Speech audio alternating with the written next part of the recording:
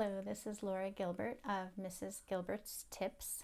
My goal is to help you reduce the stress and craziness of parenting young children. When I started teaching kindergarten, there was a psychologist who came in and observed my class because one of my students I thought might need help. He might have ADD. I didn't know what I was talking about. I was my first year teaching, but somebody came in and she talked to me a little bit about teaching, and I told her some of my insecurities, stresses, whatever. And she recommended the book by Dr. Chaim Ginott called Between Teacher and Child. This is Between Parent and Child. But I read Between Teacher and Child, and it was life-changing. And then I read it again when I switched from teaching kindergarten to fourth grade, and I read it again when I started teaching middle school. And it's amazing. It really helps you learn to talk to people in a way that shows them that you listen to them, that you love them, that you're trying to understand them, and that you care about them. So what I'm going to talk about today is, I guess I would call it empathetic listening. But I got a question on Facebook yesterday, right after, or the day before, right after I started talking about this YouTube channel that I just started on the 24th of May. And the question was, what if your kid loses it about every little thing? And I thought, that's a hard one because my kids don't lose it about every little thing. It hasn't really come up for me, but I mulled it over and thought about it for a little while. And then I realized it comes back to this thing called empathetic listening. So imagine you go to your spouse and you've had a rough day, and all you really want is for your spouse to listen to you and say, yeah, that sounds rough. I'm sorry you had that day. Can I do anything to help? That's what you want, right? But a lot of times what we get when we go to our spouse with a rough day is, that's not that hard. You were home the rest of the day. You could have taken your rest another time. Or, yeah, that doesn't sound that rough. My day was really hard at work and I had a 1 hour. So there's a competition, whose day's worse. There's negating your feelings. That doesn't really sound that bad. Maybe you're not cut out for this. Or there's all sorts of things that are not empathetic listening.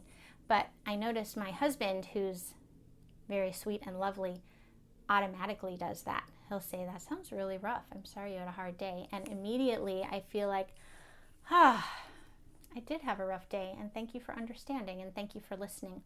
And so I've watched a lot of kids at the park fall off of something or get a bump or a scrape.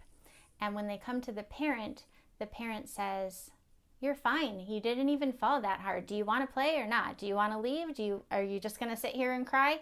Instead of doing the thing I realized was so loving and made me feel loved and cared for, which is this empathetic listening. And so possibly, and I'm not saying this was the case for this mom, I definitely do not know everything about every child, but potentially if your child is losing it at every little thing, and you start to try this empathetic listening, which is what I suggested in my comment on Facebook to her, you will see a big improvement. So, because I feel like if you're saying, you barely hit your head, you barely fell on the ground, you're fine, then they have to cry harder because they're trying to convince you that they are hurt.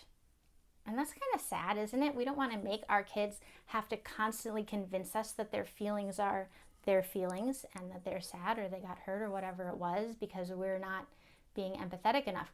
Now, I can empathize with the mom too. It's really tiring to have kids whining all over you all day long, believe me. But if we change our speaking to them, I think it will greatly reduce that because they'll realize, oh, I'm loved and cared for, and my mom's listening to me, or my dad, whatever, and cares about me, and I can run and play now because I'm good. So, and I think the duration is much lower. So, kid falls off the swing, hits their head, bumps into something, trips, falls. You know they're falling like 59 times a day, especially when they're like 2, 3, 4 years old. And comes to parent can say, oh, honey, I'm so sorry that you fell down. How's your knee? Do you need a kiss? Do you want me to hold you for a little while? Do you want some pats on your back? Can I Do you want, I have a snack here. Would you like something to make you feel better? And as soon as that kid feels empathized with and heard, then they can just, no, I don't want any of that stuff. I want to go keep playing, but I'm glad you understand. And then boom, the duration of the whiny annoyingness to the parent greatly reduces. So that's the trick of empathetic listening. It's not just for the kid, although it's nice for the kid, but it's also for the parent. But it's also for the kid. But anyway, let's not negate feelings is my point. If the feeling is there, the feeling is valid. Even if the parent thinks, oh, you didn't fall that hard, whatever. If the kid says they're having the feeling, then we go along and say, yeah, that must hurt. I saw you fall. That looks like a hard fall. Can I help you in any way? And that's it. So please subscribe to my channel because it makes me happy and excited. And also ask any questions in the comments. I'm trying to keep these short, but it could be very helpful for other people after they listen to scroll through and see some people's questions and the answers. Because if you have the question, probably a lot of people have the question. So feel free to do that, and I will get back to you as soon as possible. Thanks.